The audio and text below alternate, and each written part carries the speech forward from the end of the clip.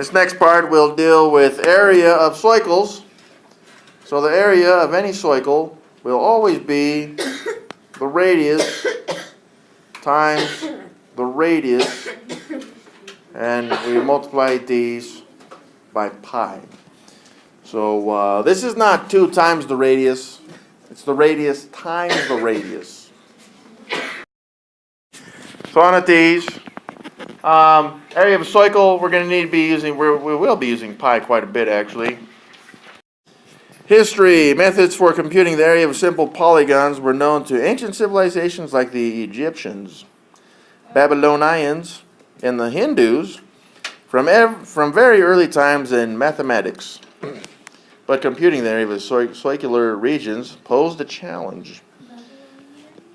Archimedes wrote about using a method of approximating the area of a cycle with polygons. Below you will try some of the methods he explored for finding the area of a cycle of diameter 6 units.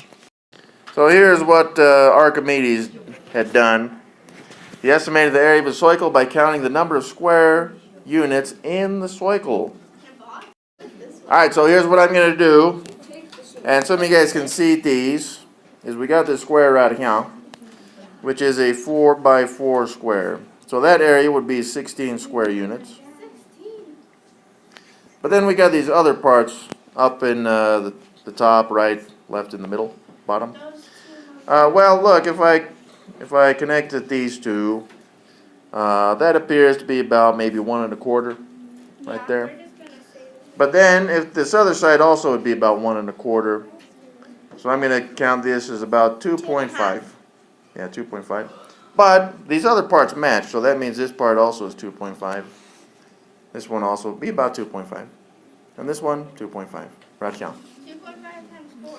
So, yeah, we got 2.5 times 4, which is 10. And then plus the 16 units in the middle.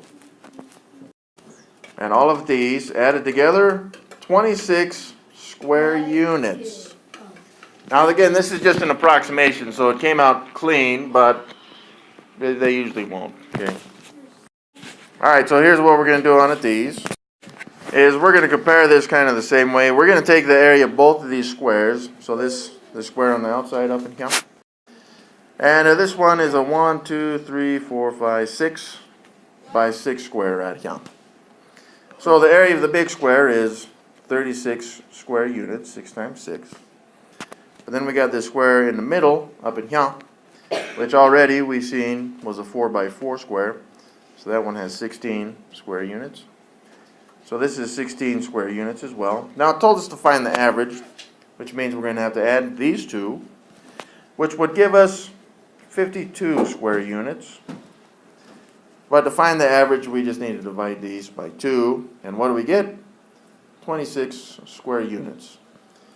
And what did we get when we approximated? 26 square units. So yeah, our approximation, just by saying these were about 1 1/2 each, and then combined is 2 1/2, that gave us the 26 units squared. But when we averaged the two squares, we also got 26 units squared, which is pretty nice. In the figure below on the left, the large square is circumscribing the circle, and it's divided into 4 smaller squares. Let's call the 4 smaller squares radius squares. The 4 radius squares are lined up below on the right. Estimate the number of square units, grids, squares that are in the cycle, and then transfer them to the 4 radius squares below. Alright, so here's what I'm going to do is I'm going to estimate, hopefully I can draw this decent. Alright, so there's my drawing of the cycle, which would have been in the top left corner of that drawing. Right here. Now that came out pretty good. And as it turns out, all the other 3 squares are going to have about the same area. So let's look at this a little bit closer. So on this, I can see I've got 4 squares right here. So I got 1 square, 2 squares, 3, 4. So that would give me 4 square units. This one right here is almost a full square unit. So if I combine it with this one, I could say, hey, there's 1. Now, if I take this piece right here, 1, 2, 3, 4, and combine it with these and these, overall it looks like I would have about 2 squares. So I've got one from the red hatching, and then I've got 2 from the purples. So we had 4 in this part right here. So a total of about 7 square units on this thing. Square units. That would cover the whole thing like these. How would you do that? Now this purple area right here, when I combine those, it would be a little bit more, it looks like, than just 2. But we're just approximating on this. So what this means is that every one of these is going to have, for example, if we drew this one, and then which other ones do we need? We need this one right here, and then this one up in here. If we combine these, this would be another 7 square units. That's another 7 square units, and that's another 7 square units. So if I combine all of that, it would give me about 28 square units. So with that in mind, let's find the area of the actual circle, which means we will need the radius on this thing, which would be 3. So I've got my formula for the area of a circle, radius times pi, but again I'm going to replace the radius that we found, which is 3, into this equation. So this would give me approximately, so rounding that, it gave us 28.3 units squared. What did we get for the estimated? 28. That was 28 square units. So you can see just by counting these and combining them, we got almost the same area for both, okay? Now, of course, the actual area is more accurate, but that'll work. So how many radius squares cover the same area as the circle? I assume they want 4 on that right there. Johannes Kepler, 1571 to 1630, just a few years back, tried a different approach. He suggested dividing the circle into isosceles triangles, then restructuring them to a parallelogram, which is really just a rectangle. Refer to the Math Foundations for more information about this approach. I don't know what that means. Alright, cut the circle into eighths, then fit and paste the eighths into a long line to create a parallelogram. Nope! We will not be doing that. But I will show you what they're trying to get in, right? So if I took one of these pieces and then I took another one like these, that'd be 2 pieces. Then I took another piece, then that's 4 pieces. 5, 6, 7, 8 pieces. Well, as it turns out, we can kind of treat this like we would a parallelogram. And we can find the area of a parallelogram the same exact way that we would find the area of a rectangle. We just got to figure out the height, which in this case is the radius. And for that one, this one is 3. And if we wanted to, well, I guess you guys don't really care about this, but this would be 3 pi right here. So if I wanted to find, yeah, you guys don't have to worry about why that is the case, but it is. This would be 3 pi's, and to find the area of that, what would be a rectangle, I would take 3 times the 3 pi, which would be 9 pi. By the way, the radius on this thing is 3. So if we just use the formula, you get 3 times a pi, which also is 9 pi. Wait, that's the area? 9 pi. The figure to the left shows the same circle of radius 3 as the previous example, but this time cut into 10 wedges. I like pizza. How will this parallelogram compare to the one created with 8 wedges above? Well, since we have more wedges, we should get something a little bit more closer to the actual area. Will the area created by reorganizing the pieces be the same or different than the original circle?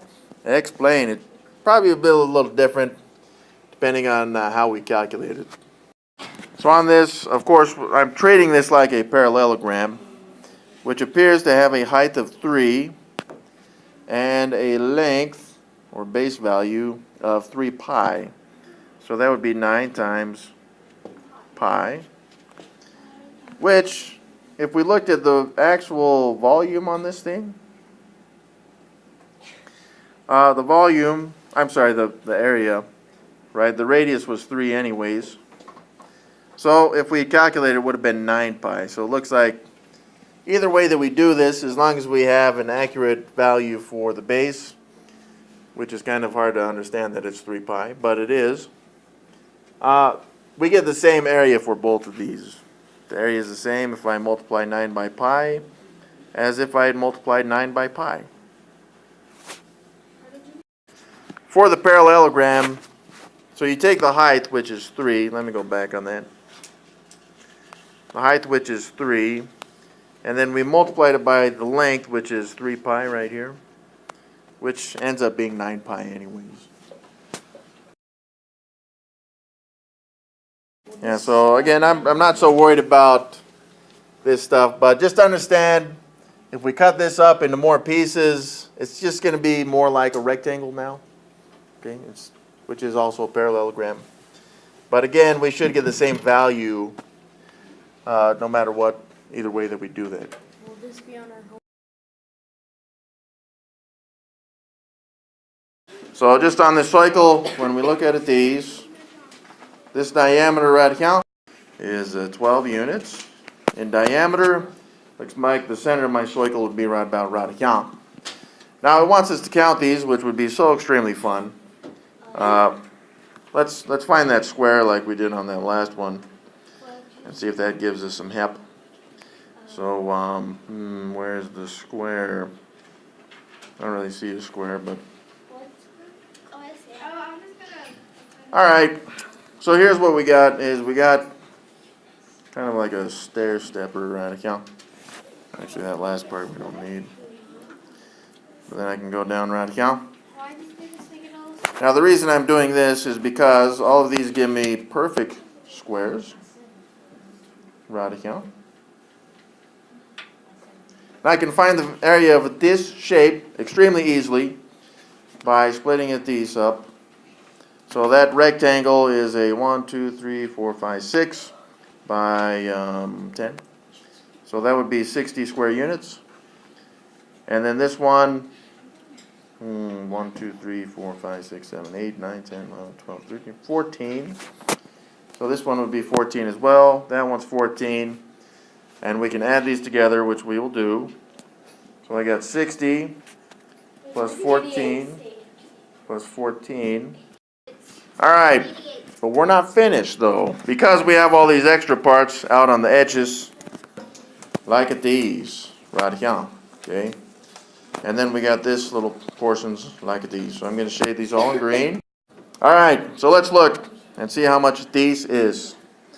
So if I combine to this portion right here, then we're looking at, I'd say that's about 2 squares right there. And then this other portion right here, 2. So that means that this portion right here is 4. This portion right here, 4.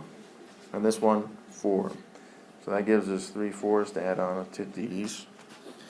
And then we got these parts up in here, maybe about 1.5 each. And there's 4 of those, so we're going to add those in. All right, so adding all of these, what do we get up in here? Well, about 106 square units up in here. But we're going to use the formula for the area of a cycle to calculate the exact area of the cycle. Okay, I did miss a 4 on that, sorry. There's another green 4. So yeah, it should have been 110 up in here. 110 units squared. That's better. Yeah. All right, well, let's find the exact area, or close to it, with the formula. So to find the area of a cycle, we take pi, and we're going to multiply it by the radius, and then we're going to multiply that by the radius. And in this case, it gave us a radius. The diameter we saw was 12, so the radius should be 6. Half of 12.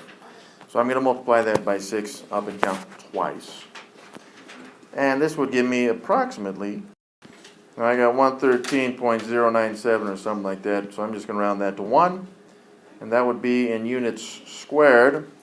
Now, our approximation was a little bit less because, of course, we were just approximating on that, which is okay. That's pretty close. We will not be approximating on the test, which is why we have the formula as well. Oh, yeah, so the exact value of that, by the way, because the 113.1 is the approximation, units squared. The exact one would be pi times 36. Or you could write 36 pi. Either way. All right, calculate the area of each circle. Express your answer both exactly, which is, this will be on the test. You got to show the answer exactly and the approximation to the nearest tenth. So we're going to do both. But let's just do a couple of these for now. All right, the area, once again, is the radius times a pi. And I can change that 3.5 into a decimal, 3.5. So I got 3.5 times 3.5 times pi gives me the actual area. All right, so that was 38.404. So yeah, 38.4, and this is feet squared. But what would have been the actual answer on that one? All right, so when I square the 3.5, I get 12.25, and that would be multiplied by pi in feet squared. So again, this is important because we need that value because it's exact. But then I multiply that by pi, and that would have given me the 38.48. So yeah, we got to round that up to a 5. So these two are the two answers that we want on this.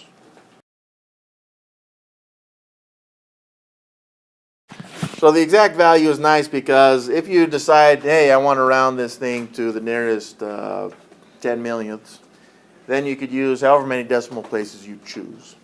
But in this case, where we're looking at just tenths, we're fine with 38.5. All right, for this one, the problem with that is, see how the line goes all the way through the circle?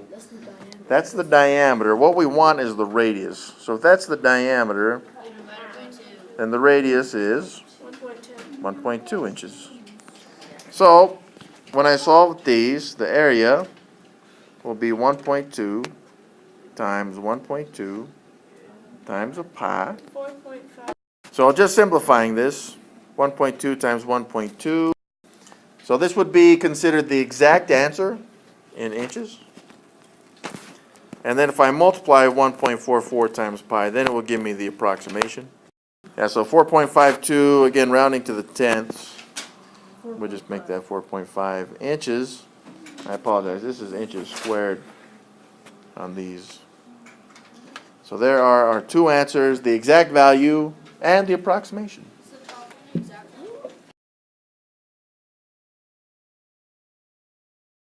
So let us now find the area of this large circle, and the area of it will be the radius times a pi.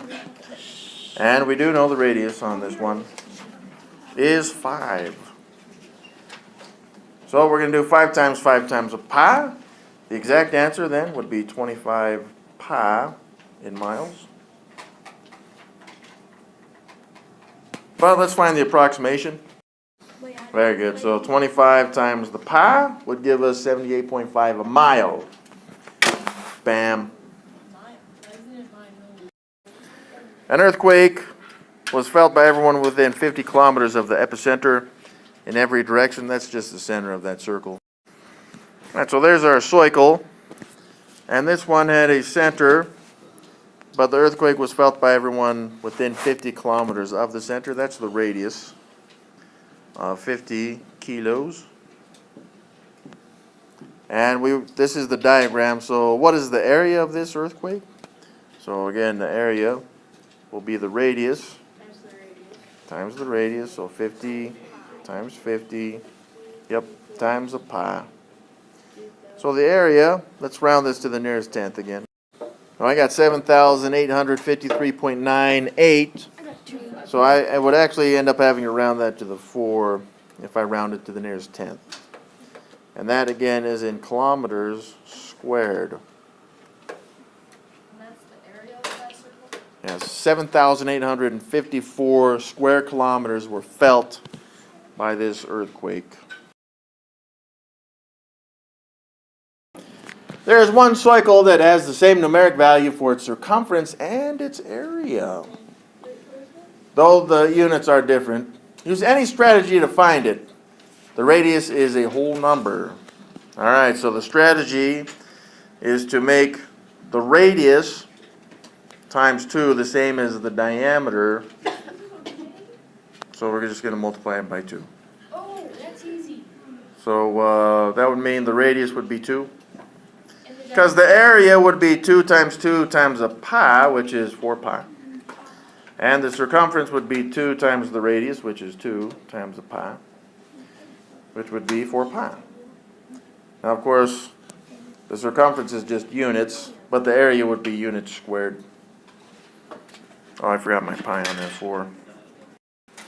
That's much better. All right. Explain the difference in the units for circumference and area for the cycle in number 6. So area has 2 dimensions, which is why it's always units squared. Length is always just in some form of just units because it's one-dimensional. Draw a diagram to solve a cycle with radius 3 centimeters enlarged to show its radius is now 6 centimeters. By what scale factor did the circumference increase? 2. Yeah, because we doubled the 3 centimeters to get 6 centimeters. By what scale factor does the area increase? Well, that'd be 2 times 2, which is 4. Explain why this makes sense using what you know about a scale factor. Because the area scale factor is always the scale factor times itself. Because it does.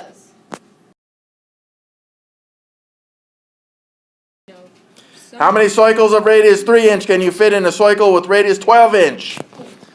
Let's find out. So for these two, 8. we can see that the radius increased by a scale factor of 4. So the area increased by a scale factor of 16. So 16 fit. That works. Alright, I got that because it is this dimension scale factor 4 times 4 is 16. So the answer is 16 fit. If you didn't remember that, you could have found the area both and then divided. You get out 16. Bam. Calculate the radius for each cycle whose area is given in the table. The first entry is done for ye. Then graph the values on the coordinate plane with the radius on the x-axis and the approximate area on the y-axis. So right here, if the area of the cycle is 16 pi, then the radius clearly would be 4 units. If the area of the cycle is 81 pi, then the radius would be 9 units. 25 pi? 5 units. 3 units. Very good.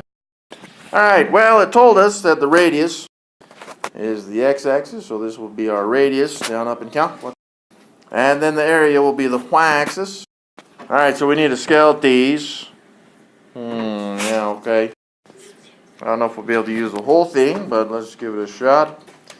The radius goes up by 1s every time, so we got a lot of space, so we'll just go every 4. 4 is an extra one, so that's a 3.